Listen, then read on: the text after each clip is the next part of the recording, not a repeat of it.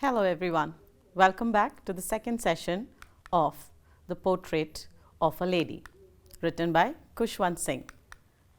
In the previous segment, we had learned about the village life of Khushwant Singh and his grandmother.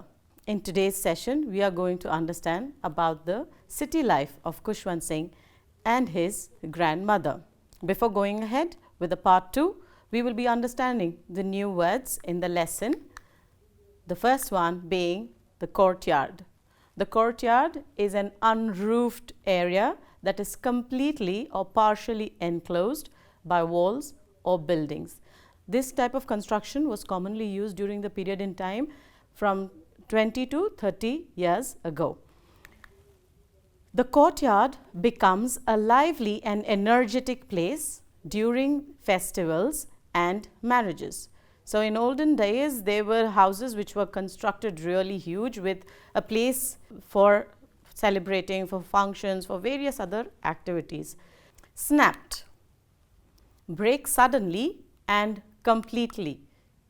A plastic shopping bag can carry a lot of heavy shopping, but if you try to lift it up quickly, it will get snapped. That means to break off. Like you all know, children, we should not be using plastic bags as well. So, we should be using the cloth bags which can be reused as well. The next word is seclusion. Seclusion means a state of being private and away from other people. The boy will be placed in seclusion until he can be examined for COVID. So, you all know that these days we all have a fear factor of COVID-19. So, this is something which we haven't identified as to what and how it comes, and then we haven't even found the medicine yet. The next word is perched, alight or resting on something. A bird perched on the side of the armchair. So, the bird is sitting and this resting or sitting is called as perched. Frivolous. Frivolous means not having any serious purpose or value. So, whatever we do, whenever we speak, whatever our actions are, they should all be responsible and they should be accountable. We should think before doing an action or speaking anything. One should not shop frivolously. That means we should not waste our money and not buy things unnecessarily. The next word is dilapidated, in a state of despair or ruin as a result of age or neglect. So, dilapidated is something which is getting ruined or getting spoiled or getting old as per the age or when it is not taken care. It was very tough to play with a dilapidated ball. Pallor, an unhealthy pale appearance. After working on the project for 4 months, Susie was anxious to take a cruise and get off her office pallor. So, pallor is unhealthy pale appearance, where it might be because of working continuously, where it might be a lack of nutritious food as well. So, this all leads to a pallor, pale face. The next word is corpse, a dead body, especially of a human being. Arlen's corpse was unrecognizable, needed DNA test to confirm his identity. So, here it is saying that the corpse, the body that was found was unrecognizable.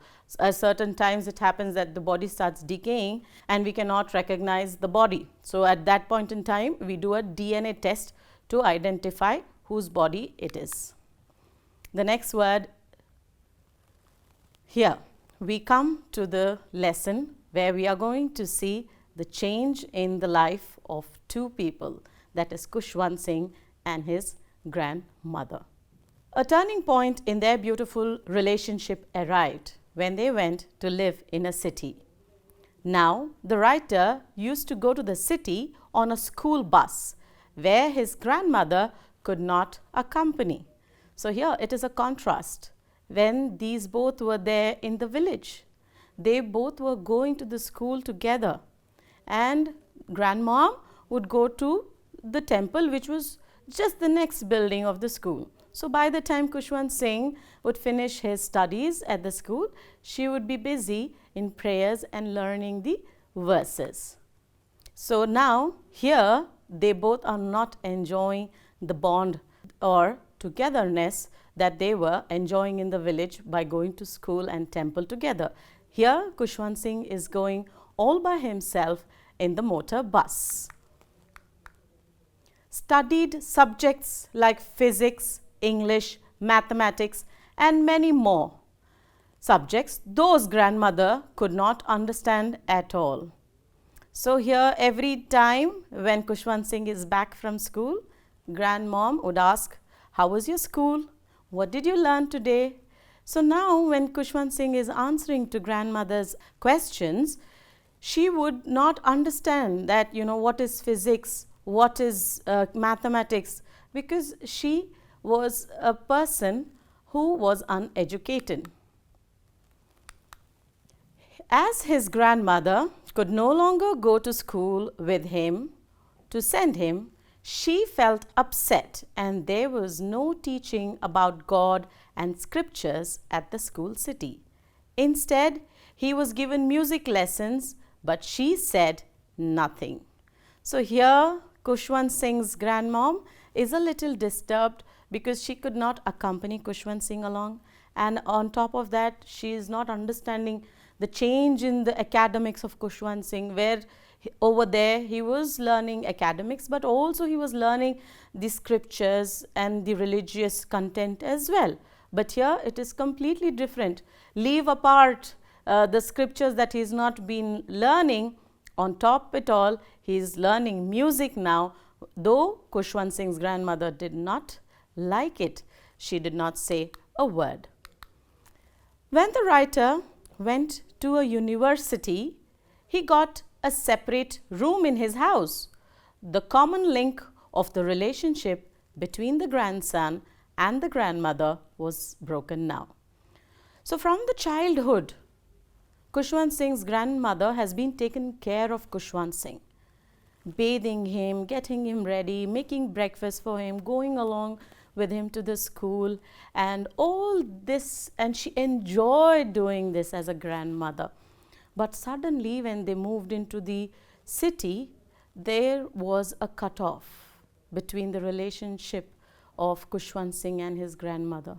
Initially, they both were spending some time together, but when Khushwant Singh joined the university, it was even more tougher for Khushwant Singh to spend more time with his grandmother, and the relationship was very minimal of understanding. Grandmother rarely talked to anyone in house now. She spent plenty of her time sitting beside her spinning wheel, and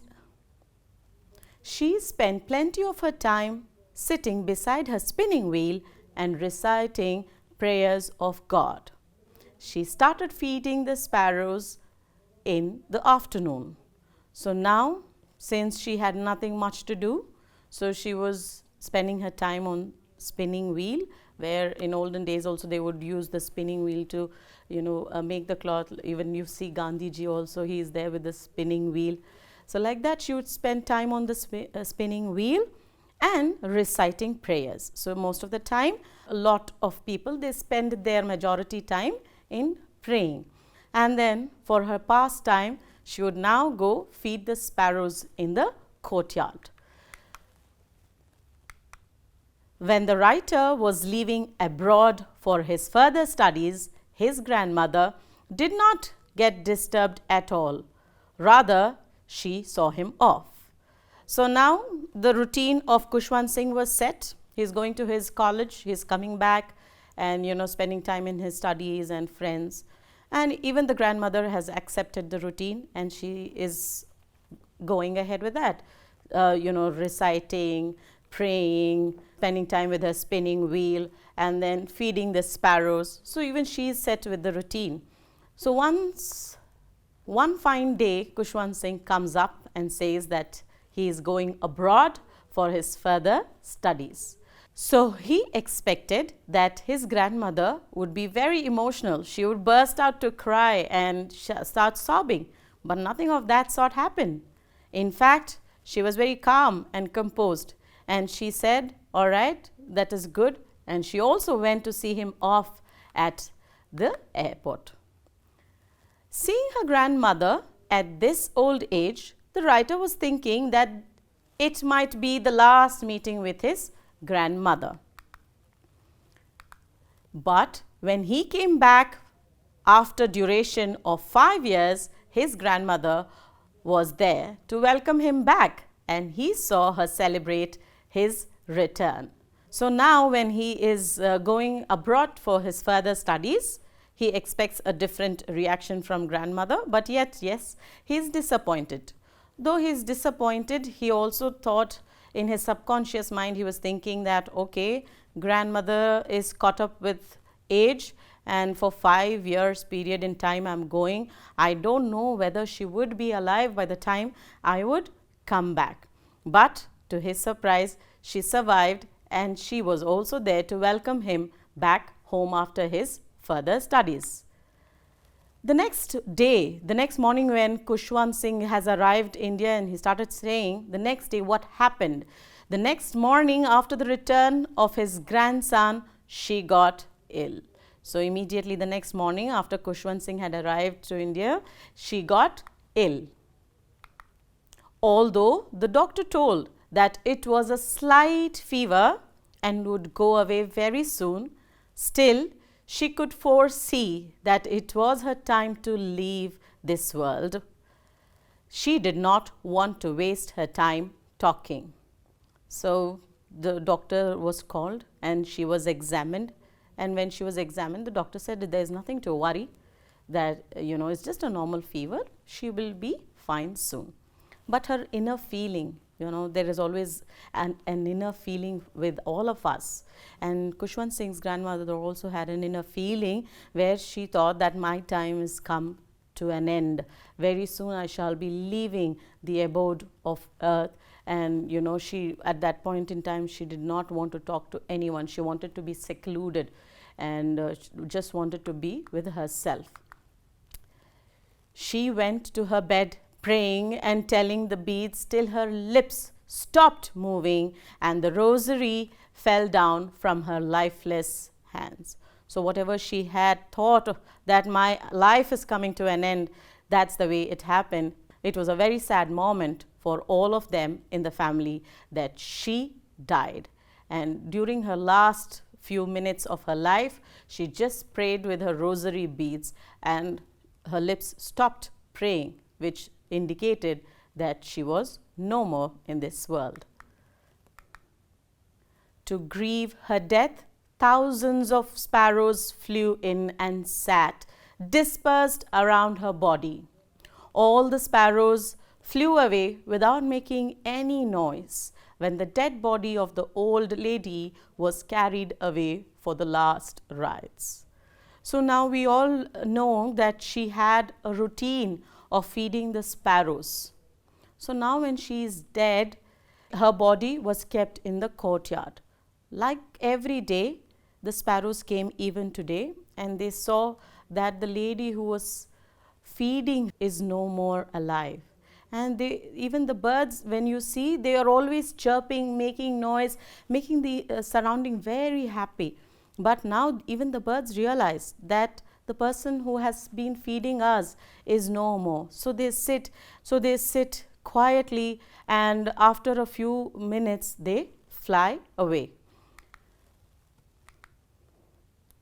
To sum up the portrait of a lady summary, the writer and his grandmother had a beautiful bond between them and loved each other a lot. The story tells us how beautiful a relationship can become between a grandson and his grandmother. So this is a very beautiful story narrated by Khushwant Singh, the bond that they both shared from the childhood to the last time of grandmother as well. So here everyone in our life as well have beautiful memories with our grandparents. They can be maternal grandparents or paternal grandparents. Irrelevant of that, we are attached to one of our grandparents where we feel so much loved and where we have so much warmth in terms of caring, loving, feeding us. So I'm sure we all have experienced this as well. With this, we finish our lesson. Going ahead with the grammar section. Today in grammar, we are going to be learning about conjunctions. Conjunctions is a word which we have already known, or which we use it every day. But how or what is the purpose of these conjunctions? First, we need to know what conjunctions are. Before even applying it, we should know how to use it or what it is. For example, when you buy anything new and you don't know how to use it, first you'll have to read the manual. So in the same way, even in grammar, first you have to understand the usage, how to use it, and then when you apply it, your vocabulary or your command over the language becomes good. Like you see, there is a bridge here, children. Now this bridge, it is connecting two places. What two places is it connecting? This is connecting one land to another land area, and in between we have water running. So this bridge helps us to go from one place to another place. So in the same way, a word used to connect phrases, clauses and sentences is known as conjunctions. So conjunctions connect from a phrase to phrase, from a clause to clause, and they can help in making a sentence. Now we have to understand what phrases are and what sentences are. So I told you there are phrases, there are clauses, there are sentences. First we need to understand what phrases are. Phrases are a group of words that act as a part of speech but cannot stand alone. Example, buttery popcorn. Buttery popcorn, we understand what it is. It is a popcorn with butter, buttery popcorn. But it is not communicating as to what do we do with it. So it is a group of words which partially makes us or gives us information but not complete understanding. The next one is clauses. Clauses are a group of words that have a subject and a predicate. That means predicate is a subject, like the subject plus verb, and can stand alone. Example that I have given you, I like to eat buttery popcorn. Now you understand buttery popcorn? These two words form a phrase. So we do not have complete understanding. So when we need to understand completely, we have to have it with a subject and a predicate. So this here I have constructed a sentence, I like to eat buttery popcorn. Eat is a verb and popcorn, buttery popcorn is the phrase that we added on to this, giving it a complete sense. We have different types of conjunctions. The first one, we have three types of conjunctions mainly. The first one is coordinating conjunction. Coordinating conjunction, what is the work of coordinating conjunction? It is used to join two words or phrases that are equally important.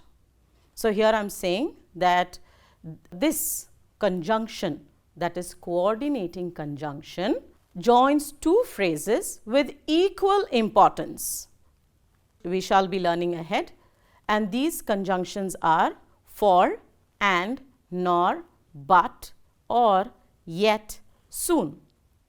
How are we going to remember this? Remembering is a challenge, where now when we are learning, we tend to understand, but remembering is a challenge. So how do we remember? These coordinating conjunctions you can remember with a word called fanboys. Fan you can remember, which gives you cool air, and boys you can remember as a gender. So fanboys, for, and, nor, but, or, yet.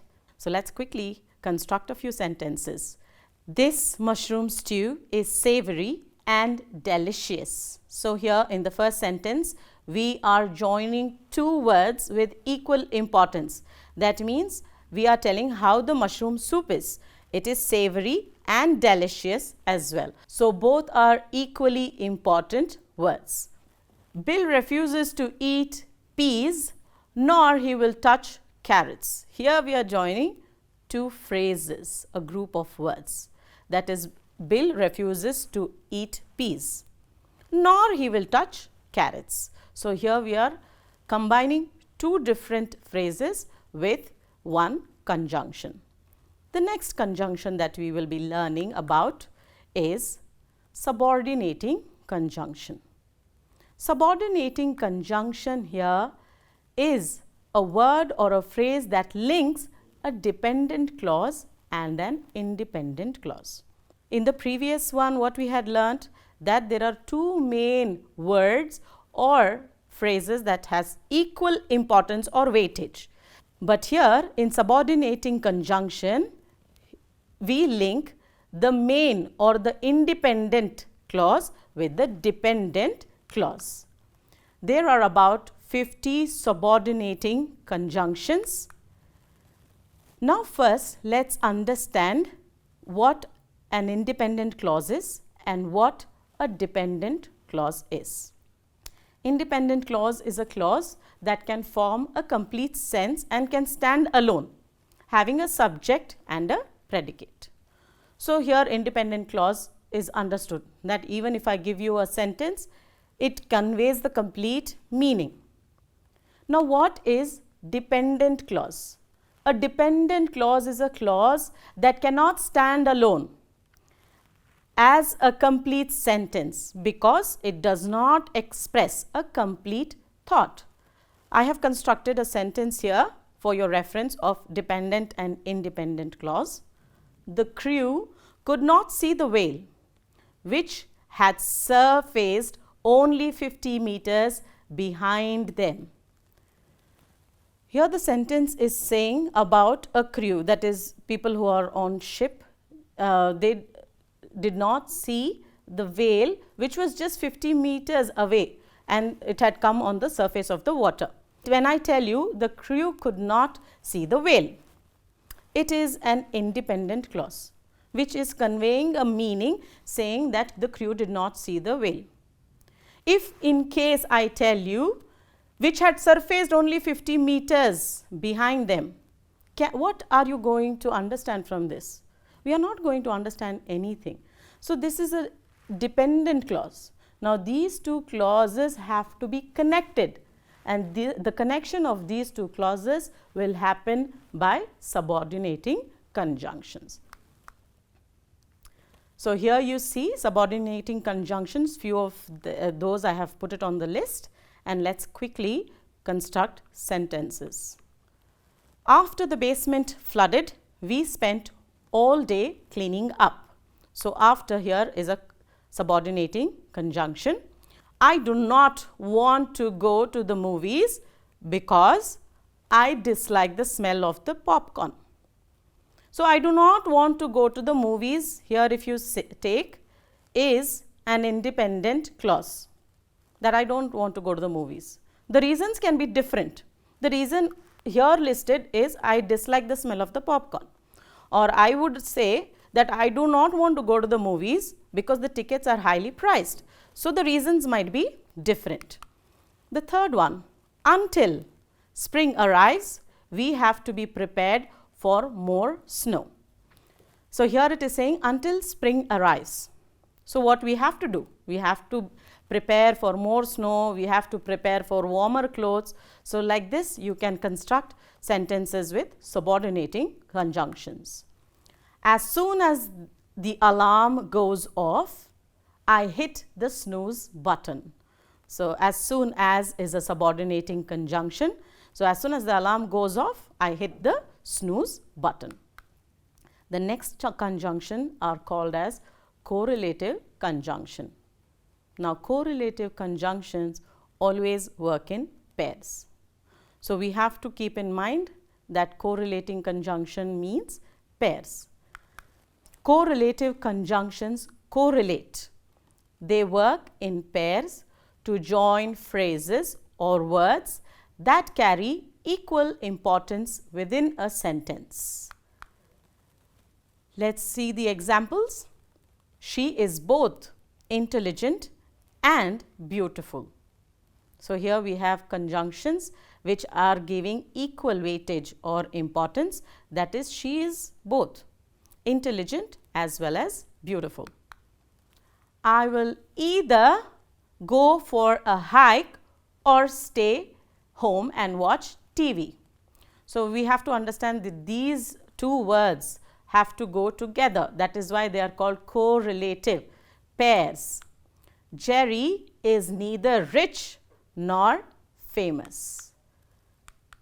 So, here I have given you a list of correlative conjunctions which are both and, just, as much as. So, I am sure with these words it will help you construct few more sentences.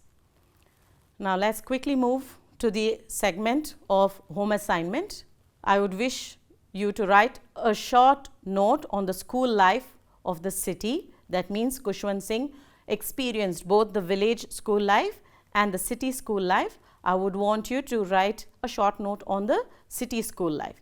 Did Khushwant Singh's grandmother like the city life? Justify.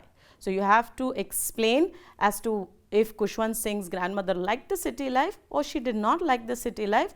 You have to write it in detail. The next one is construct a story about you and your grandparents. Like I told you at the end of the story that each one of us are attached to either maternal or paternal grandparents. Now, you have to write a story about yourself just the way that Khushwant Singh has written about him and his grandmother. So, you can also write a story about you and your grandparent, any of them, and then also try to find out how many conjunctions have you used in your story. Thank you, children. You all have a wonderful time ahead.